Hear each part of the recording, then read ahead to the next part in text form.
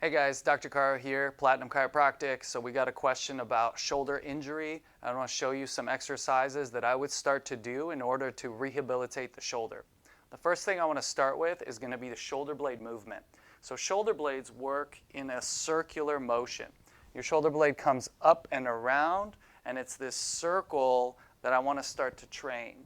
And so the first thing I would do is probably 30 to 40 circles up and around as big as I can, as slow as I can, to start to engage all the shoulder stability muscles to get some blood flow in that area. The next thing I want to do is include my arm in that circle. And so what I would do is I want to take a straight elbow, palm facing up. I'm going to bring that arm up as high as I can without any pain, without any real restriction. And then once you run out of room, you're going to rotate your arm back and around and bring it by your side. So from the front, what you want to see is that arm coming up as close to your body as possible and then rotating back and around as if there was a wall on my side.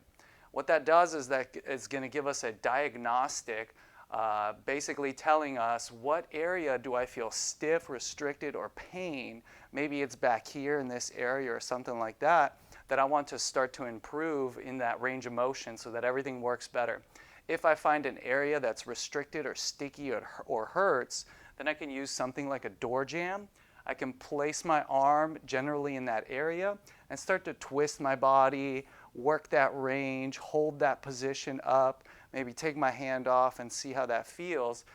Gliding up the wall or the door jamb slightly to improve my range, and continue to look at how much range of motion I have, and then coming back to that motion as slow, as controlled as I can, with less and less pain. Those are the movements that I would be focusing on first to try to get my pain level down, my muscular contractions all in one line, and really working on that rehabilitative part before I move on to any kind of movement, push-up, or pull-up exercises. So give those a try. Let us know if you guys have any other questions that I can help you with here. And signing out, we'll see you next time.